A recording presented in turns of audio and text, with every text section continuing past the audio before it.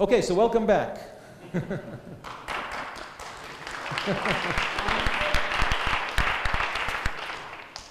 Okay, actually, so before we move to 2-qubit operations, I promised that every operation I cover, I'll talk about the fidelity. So we already saw that initialization and preparation we can do with errors which are on the 10 to the minus 4, 10 to the minus 3 level, which are comparable with fault-tolerant thresholds. How about single qubit rotations? So single qubit rotations can also be done with high fidelity. How do you actually characterize the fidelity with which you do single qubit rotations when your detection error is at 10 to the minus 3? What if your single qubit rotation fidelity is better? So the only way you can characterize it is by applying many, many, many single qubit rotations and look at the error after we applied 1,000 pulses or 10,000 pulses. Now here's the problem. Quantum mechanical errors interfere. So the error you get after 1,000 such pulses depends on whether these pulses interfere destructively or constructively or incoherently. So in order to actually monitor the error per operation, what you do is you, on purpose, make sure that the errors add up incoherently. You do it with a sequence called randomized benchmarking. It's actually becoming more and more popular in the verification world of quantum computing. You apply a sequence of qubits, but you apply them with deliberately randomized phases such that they don't add up coherently. And then at the end of the sequence, you know what the phase you need to apply in order to recover the right state you want. And then you can look at the error as a function of the number of gates. What I'm showing you here are two data sets. Both are taken from the Oxford group, David Lucas Oxford group. One for microwave transitions on a hyperfine qubit. The other one is for Raman, for laser-driven transitions on a hyperfine qubit. And you can see that in the case of microwaves, the error, so after applying 1,000 qubits or so, the error is at the 10 to the minus 3 level, meaning that the error per operation is in the 1 part per million, very, very low. If we use laser-driven transitions, there's a few more sources of error. For example, laser jittering around, spontaneous scattering of photons from the laser beam. And here, the optimal, or the best single qubit gate error that people have recorded is on the order of 10 to the minus 4. I should say that nothing really limits the error to this. There's no fundamental hard limit to these fidelities. It's basically an engineering problem to push these fidelities by 1 or 2 orders of magnitude further down. Okay, the next thing I'd like to talk about is 2-qubit entanglement gates. Okay, so now we need, it's not enough to act on individual qubits, we need to be able to entangle our qubits. We need basically spin-spin interactions between the qubits. Now our ions are strongly interacting. That's not a problem. They have a very strong Coulomb repulsion between them. The problem is they interact through their charge, and the interaction between them does not depend on their spin. It doesn't depend on their qubit state. And what we need are spin-spin type interactions. We need qubit-dependent interaction terms, and that we don't have. So the way we synthesize or we engineer these spin-spin interactions is through the ion motion. So one way to think about it, philosophically, as if we couple off-resonantly to these motional modes of the ion crystal. We couple to the phonons of the crystal, and the phonons mediate interactions between the spins. Okay, so in order to do that, we need to be able to couple the spin to motion, and we've already seen that we can do that to these Jaynes-Cummings and anti-Jaynes-Cummings Hamiltonian. We can couple spin to motion. Okay, so the gates we would like to apply, there are various, so you can think of entanglement gates of various forms and shapes. Actually, most of them are related to each other by a change of bases, if you like. One particular choice of 2-ion entanglement gate is the CZ gate that Terry described a day ago or so. This is a gate in which, on a 2-qubit subspace, you imprint a pi phase on the up state, whereas all other spin states don't acquire a phase at all. This is an entanglement gate. This gate is actually equivalent by single qubit rotations to this phase gate, in which I apply a pi over 2 phase to the 0, 1, and 1, 0 state, or the up, down, and down, up state. And this is a little more a little nicer to implement since it's symmetric with respect to the 2 qubits. There's no, or symmetric with respect to exchange. Actually, this is also symmetric with respect to exchange. But it breaks, the symmetry that you break here is anti-parallel spin states with respect to parallel spin states, which is a little nicer to implement. So what we would like to do is implement these phase gates. So we really, we start with some superposition of spin states. We don't want to touch the population of these spin states at all. The only thing we need to do is to imprint, at the end of the gate, imprint a phase on some spin states with respect to other spin states. Okay, so during the gate, these spin states can evolve. They can be coupled to motion. Many, many things can happen. But at the end of the gate, they have to go back to where we started. Okay, so what we're thinking of are spin states that are undergoing cyclic motion. But every time they finish a cycle of this cyclic motion, they acquire the phase. And this is a standard thing in quantum mechanics. So in quantum mechanics, we know that when we take a quantum system and we force it through cyclic motion, we acquire 2 types of phases: a dynamic phase, which is simply the integral of the Hamiltonian over the time of this drive, and a geometric phase, a Berry phase. Okay? So this is what we're going to do. We're going to take our spin states, we're going to force them through cyclic motion, actual motion. We're going to excite motion in their degrees of freedom, and after they go back to where they started from, we're going to use the geometric phase they acquired in order to entangle them. Okay, that's the plan. So what we want to do, how do you take a harmonic oscillator and you force it into cyclic motion? You drive it off resonantly. If you take a harmonic oscillator, classically, and you drive it off resonantly, you start exciting it, but after a time which equals 1 over the detuning of your drive from its natural frequency, the drive and the oscillation of the qubit would be out of phase. And if they're out of phase, instead of exciting more motion, you will damp the motion. So if you take Newton's equations of motion for an off-resonantly driven, undamped harmonic oscillator, and you solve these equations, you get, this is used Laplace transform, it's a very easy tool to solve these differential equations. You get this solution for x and t. And if I plot x and p as a function of time, I start with both x and p at 0 at the center of phase space. Both x and p start to oscillate with a pi over 2 phase shift between them. And then after a time which equals 1 over the detuning, I go back, the motion is damped, and I go back to the center of origin. In phase space, what I get, so this would be x versus p, what I would get is a spiraling motion that goes out, out, out, out, out to the maximum peak here, and then back down. And the oscillator would spiral back to the center of the origin, and motion would be gone. Okay. So let's do a little exercise. Yeah.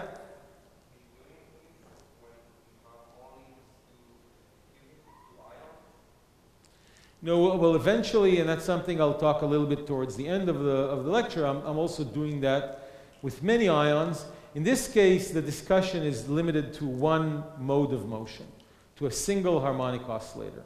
You're absolutely correct that when I have 3n modes of motion, I have to take these 3n modes of motion into account and drive them all coherently, and that's a tough problem to solve. It is a solvable problem, and we have solved it, other groups have solved it. But I'm not going to talk about that. So I'm going to talk about the simple case of a single mode of motion. Okay?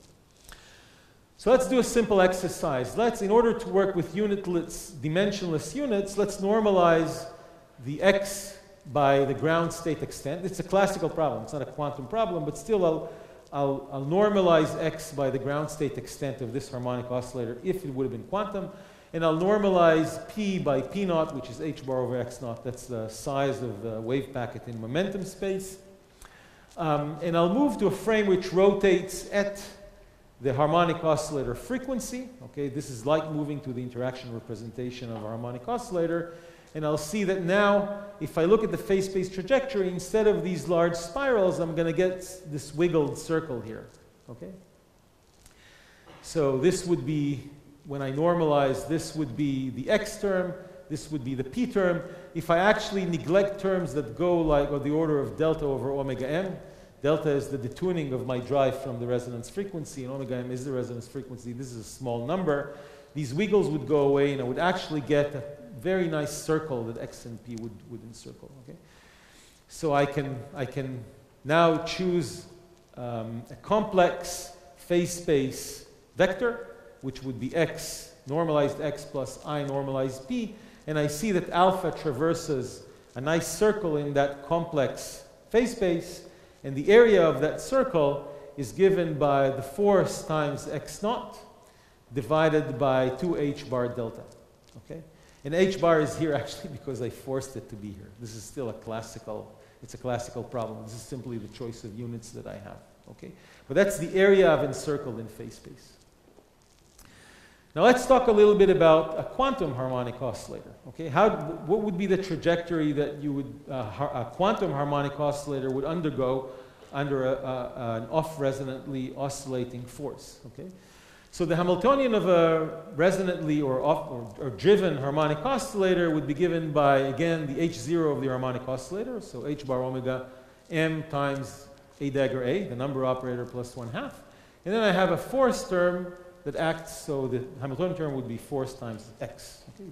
F times x, and x again is a dagger plus a. Okay? So this would be h naught, and this time-dependent term again would be my v. Again, I have a periodic time-dependent perturbation. What I do is I move to the interaction representation, meaning I move to a frame of reference that oscillates at the harmonic oscillator frequency, a little bit similar to the rotating phase space I've shown you in the classical case. When I do that, I get an interaction term here that looks like f naught x0 time, again, a term that oscillates at the detuning frequency between position and momentum. Okay? These are position and momentum at this rotating frame.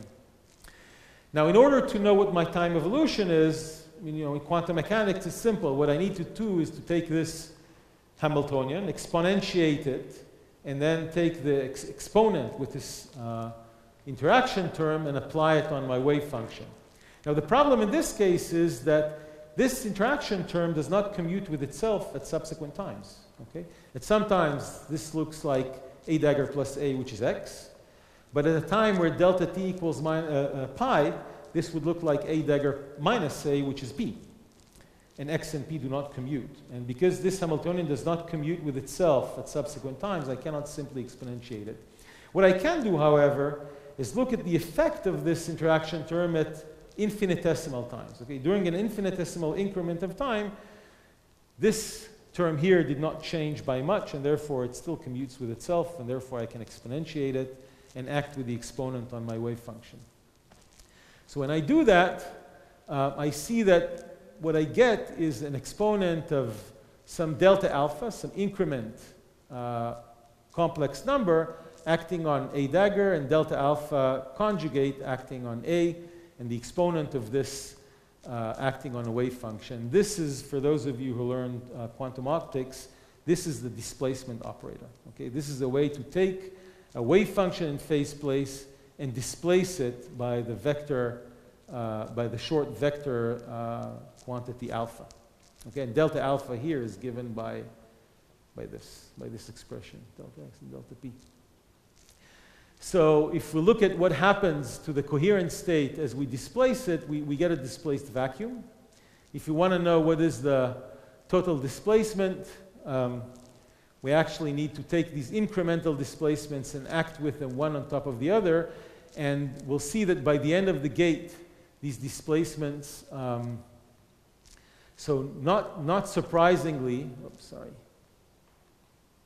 the motion of the quantum harmonic oscillator is exactly identical to the motion of the classical harmonic oscillator.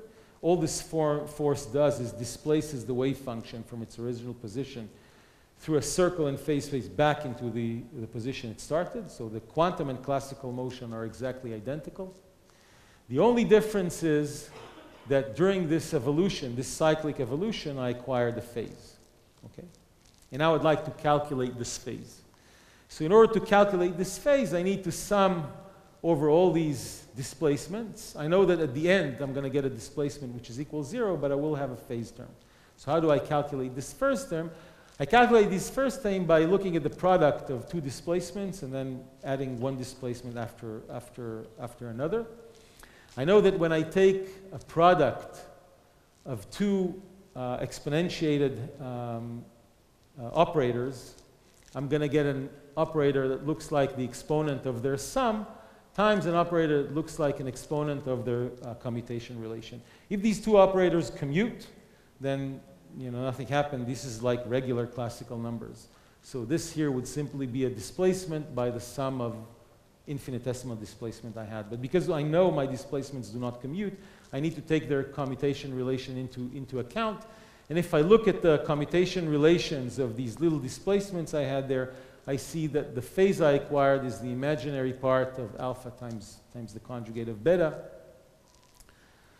And now if I take the product of all these displacements, I get a displacement that equals all these little displacements. This is at the end of the gate would be 0, but then a phase which equals the imaginary part of this sum, which can be written as the integral of alpha conjugate, the path integral of alpha conjugate along the displacement path.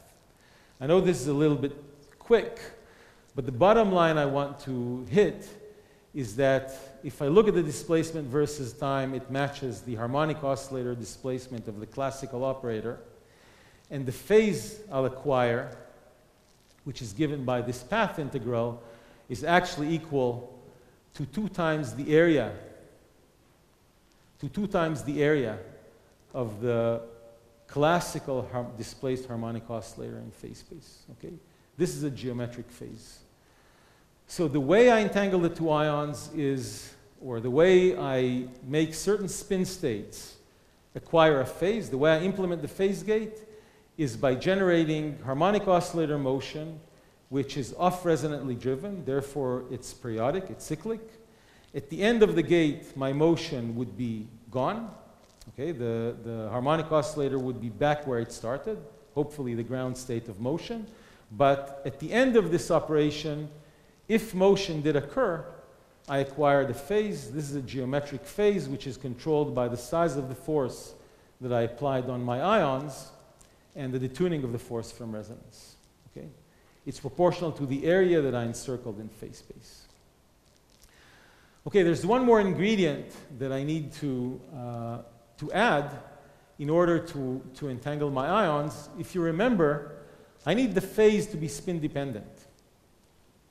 That means I don't want all my spin states to be excited. I don't want all my spin states to go through this driven motion. I only want 2 of these spin states to go through this driven motion and 2 other spin configurations. So for example, I want the up-up and down-down states not to undergo driven motion.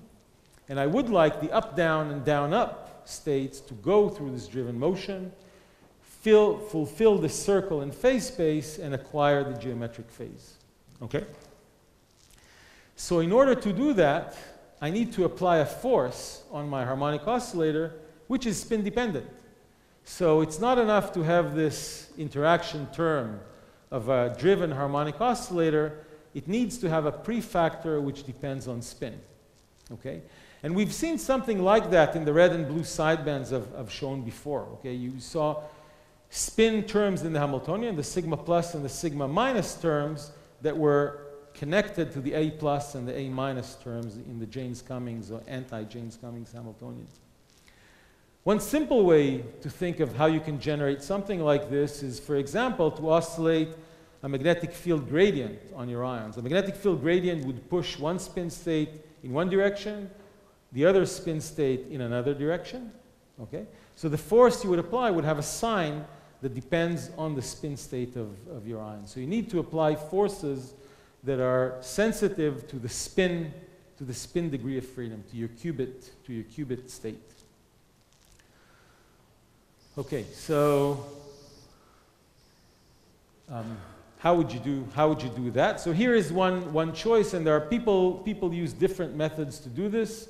What I'm going to show here is one particular choice of methods, and it follows the following logic. Let's say I have only 2 ions in my 2-ion crystal. I have 2 modes of motion. One mode of motion in which the 2 ions move together. This would be the center of mass, or the in-phase motion of these ions. The other mode would be the stretch mode. That would be the mode in which the ions move out of phase with respect to each other. These modes are not degenerate in frequency. There's actually a constant square root of 3 ratio in their frequencies. That just comes out of solving the Coulomb repulsion and the quadratic confinement. Okay, so if I look at the quantum mechanical X operators, I see that the X operator has a contribution of 0-point motion both from the center of mass, the in-phase mode, and it has a contribution from the out-of-phase mode, but the sign between the in-phase and the out-of-phase mode is, of course, different if I look at ion number 1 or ion number 2. Okay, that's why they move out of phase in the out-of-phase mode. So if I'd like to excite the center of mass mode and oscillate a force which is close to resonance with the frequency of the center of mass mode, I need the two forces, the forces acting on both ions, to be in phase. I need to push the ions at every cycle of the force oscillation frequency in the same direction. I need to move the ions the same way. Whereas, if I want to excite the stretch mode, the out-of-phase mode, which is at a completely different frequency, so I can spectrally choose whether I excite the center of mass mode or the out-of-phase mode, I need the forces acting on the two ions to act in the opposite direction. I need the force on the left ion to act left, while the force on the right ion is acting on the right, and vice versa. This is the only way in which I can excite these forces. So for a non-uniform force, if the force depends on the spin state, the spacing of the ions would actually determine whether I can excite motion or I cannot excite motion. Here's an example. Let's say I shine on the two ions two laser beams coming from counter-propagating directions and with polarizations that are orthogonal to one another. Okay? The light field that I'll get on these two ions would be periodic in the k-vector difference between these two beams, so it'll have a spatial periodicity that has half a wavelength, half the optical wavelength, and the polarization of the field would oscillate from linear polarization to circular polarization to orthogonal linear, and then to the opposite side circular polarization. Now this optical potential acts differently on the two spin states of my qubit. The upspin state feels the sigma plus polarization very strongly, but does not feel the sigma minus polarization almost at all, and vice versa. Okay? So now if the two qubits are equally spaced, and they're spaced at an integer multiple of this optical lattice, I will never be able to excite the center of mass motion if the two ions have opposite spin states. I'll be only able to excite the center of mass motion if the two spins are parallel. Now it doesn't matter if they're parallel up or they're parallel down, I'll be able to excite motion if they're parallel. If they're anti-parallel, I cannot excite motion. The situation would be reversed if I'm looking to excite the out-of-phase mode. The out-of-phase mode I can only excite if the two spin states are opposite to each other and the forces have an opposite sign. If the two spin states are parallel, I would never be able to excite the out-of-phase mode. Okay? So the way I drive the gate is the following. I place the ions at an integer multiples of this optical wavelength. I oscillate the frequency difference between the two beams. I oscillate the force at a frequency that matches, for example, the out-of-phase mode. And what would happen is that motion would only be induced in the case where my...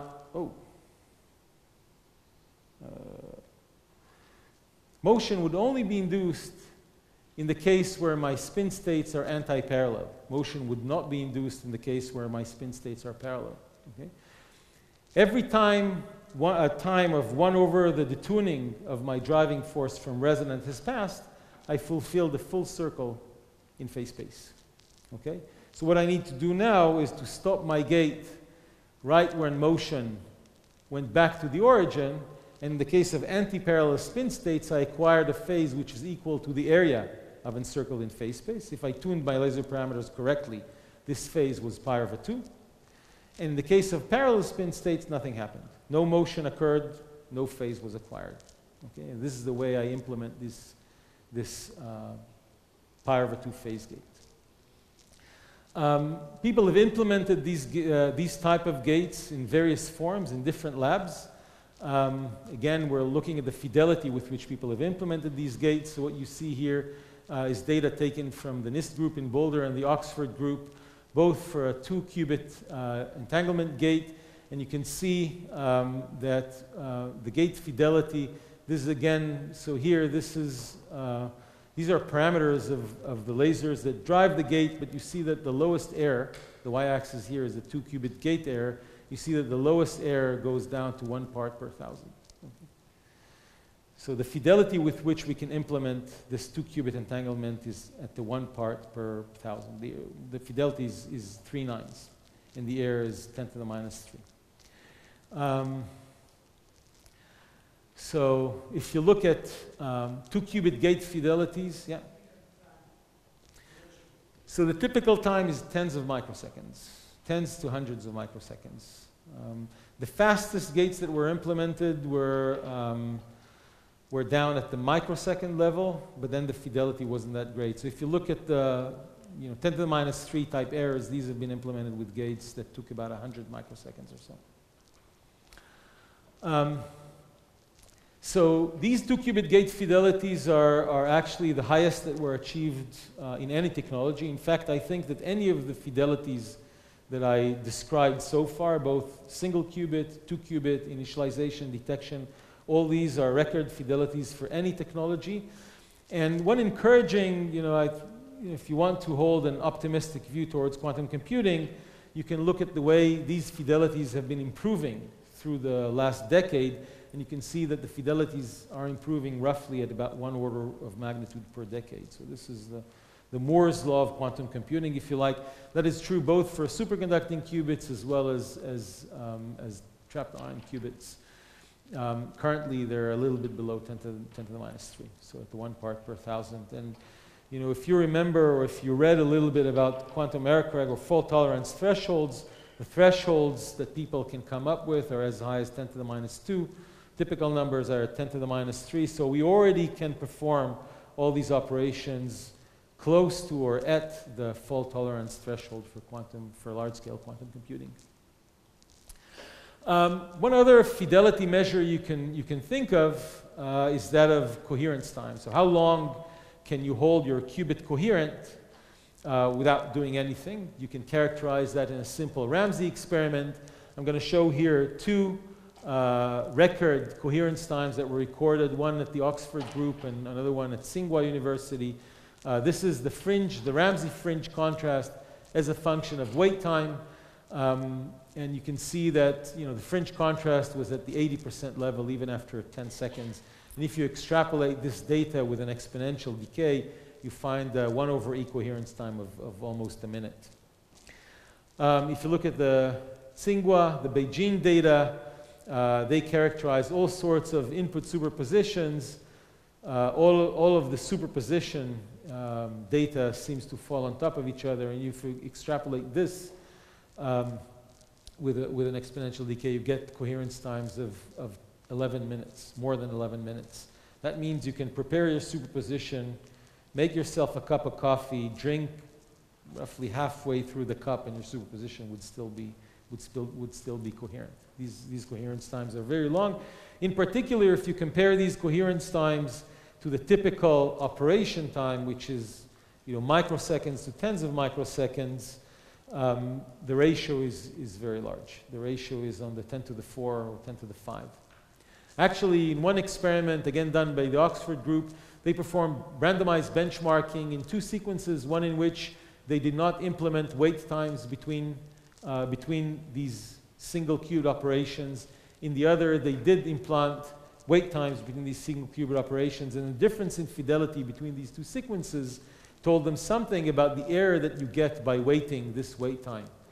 And when the wait time was about 1 millisecond, they could show that the error they acquired through a 1 millisecond wait time was at the level of 10 to the minus 6. Okay, so if you like, our memory error during a 1 millisecond wait time, which is a typical operation time, is at the 10 to the minus 6 level, which is way below the fault tolerance threshold for quantum computing. Okay, so that concludes all I wanted to say about the basic building blocks of trapped ion quantum computer.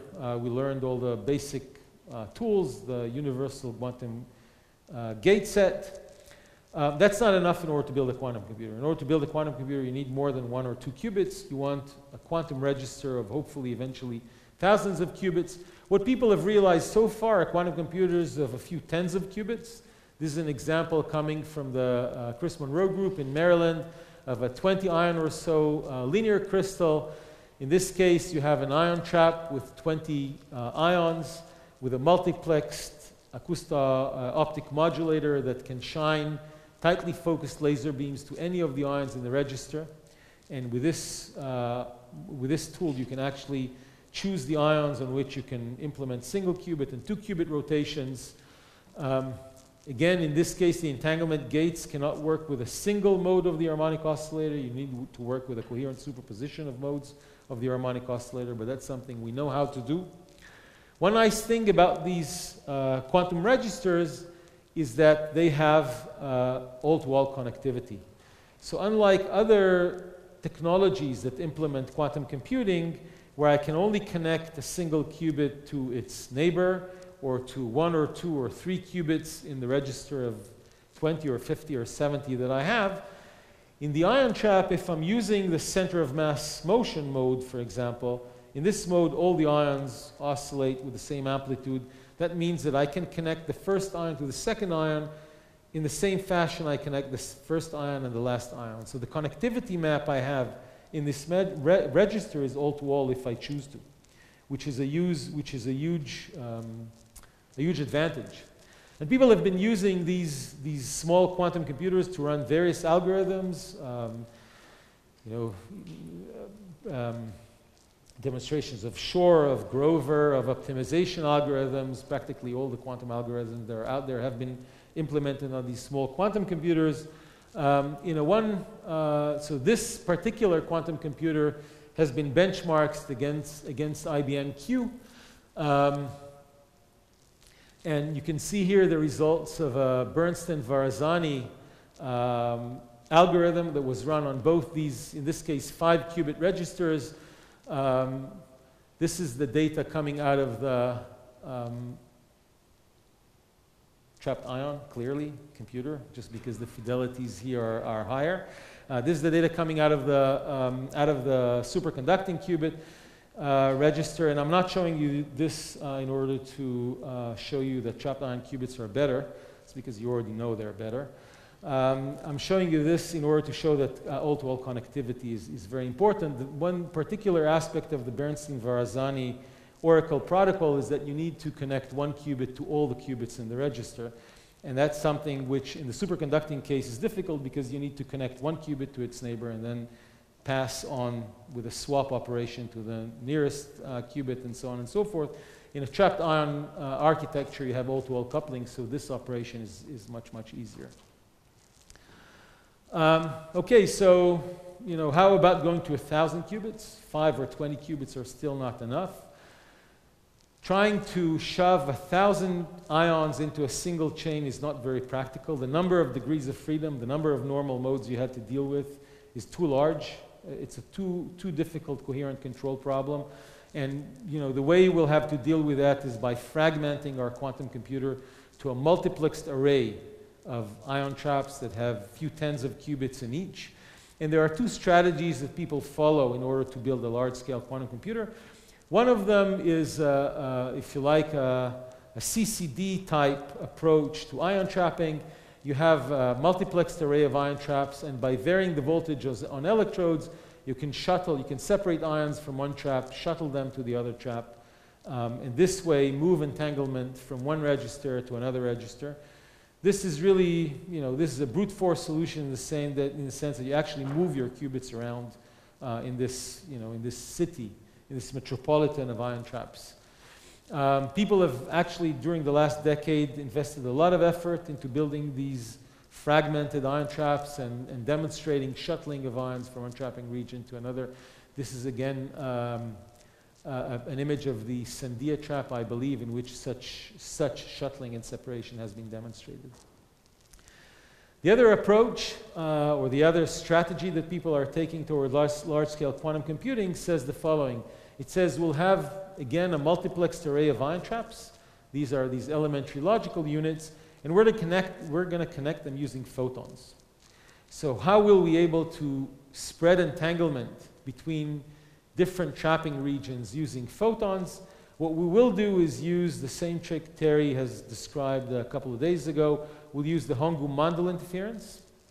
We're going to rely on the fact that when a photon is scattered from the ion, it is entangled with the ion. For example, its polarization degree of freedom is entangled with the spin state of the ion. If the spin state of the ion flipped, that means the polarization of the ion carries that angular momentum unit and has rotated as well. Now, if we interfere photons that were emitted by two different ions on a beam splitter, if the polarization of these two photons is the same, that means they're indistinguishable. And then, as we all learned 2 days ago, they would either exit together on the left port of the beam splitter or the right port, but they would never exit on two opposite ports. If the two polarizations of the photons are not the same, that means that one of the ions has flipped its spin, then these two photons can exit on the two ports of this beam splitter. Now, if you place photodetectors on these two ends of this beam splitter and we get clicks in both these photodetectors, we know that one of the ions has flipped its spin, but we don't know which ion, which means we herald spin entangled state on the ions by detecting these two photons. And people have demonstrated this entanglement approach on remote ions. People have been able to entangle ions at a rate of about 20 milliseconds or so. 5 milliseconds or so 200 hertz. And this is another way of being able to distribute entanglement between the two traps. So I'm going to, with that, conclude, leaving you with one final thought. You know, I've been careful to report the fidelity with which these atomic qubits perform on each and every aspect of quantum computing. The reason for me doing so is because I believe quantum computing today is a fidelity-driven field. It's because the number of computational steps you can perform depends critically on the fidelity with which you can perform your operations. The number of qubits you can use depends critically on the fidelity of your operations.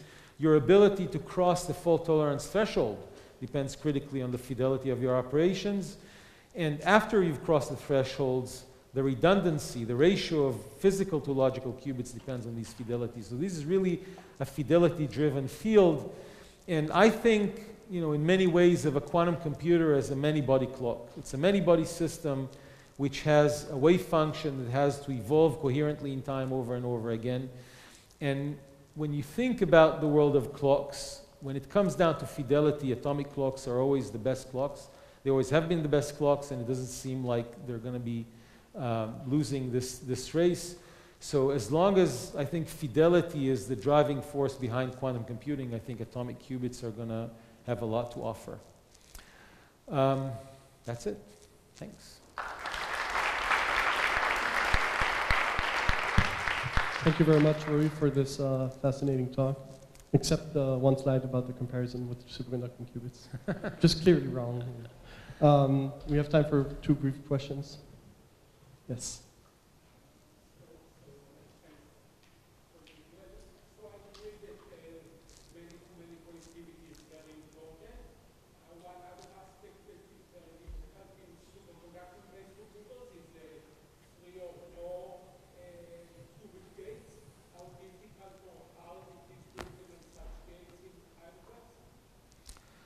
So 3 or more, what you mean are Hamiltonian terms that have a weight of 3, or you're talking about parallel operation of bipartite?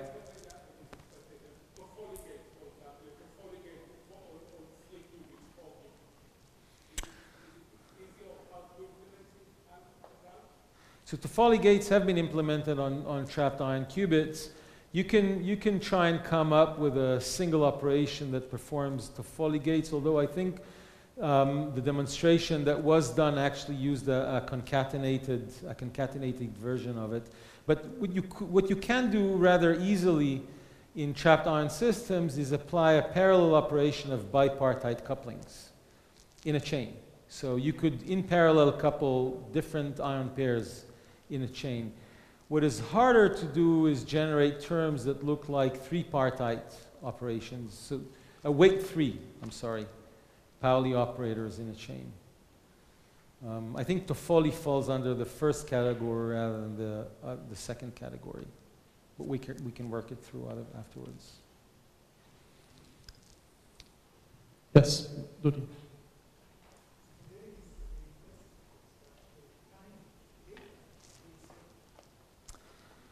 I agree. So in terms... Can you repeat the question?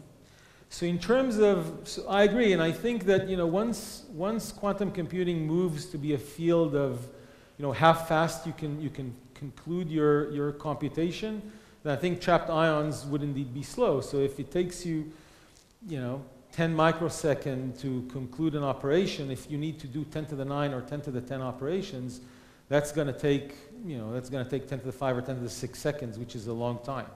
I think we're very far from this point. I think that today, if you look at the number of computation steps you can go through, even with the last spectacular demonstration of quantum supremacy, it was no more than a few tens of computational steps.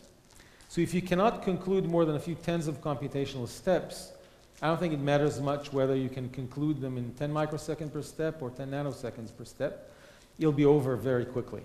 So I think that as long as we're in the regime where what really matters is how many computational steps I can make, and the numbers are in the thousands or tens of thousands or hundreds of thousands, I think that speed is less of a winning trait.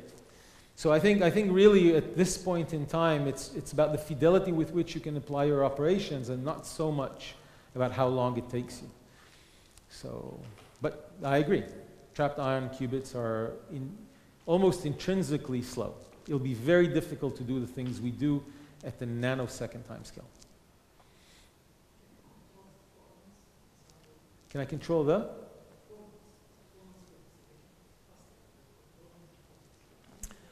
So people have come up, so in all the examples I've shown, in particular the 2-qubit example I've shown here, we rely on the operation being slower as compared to the mechanical oscillation frequency of the qubits.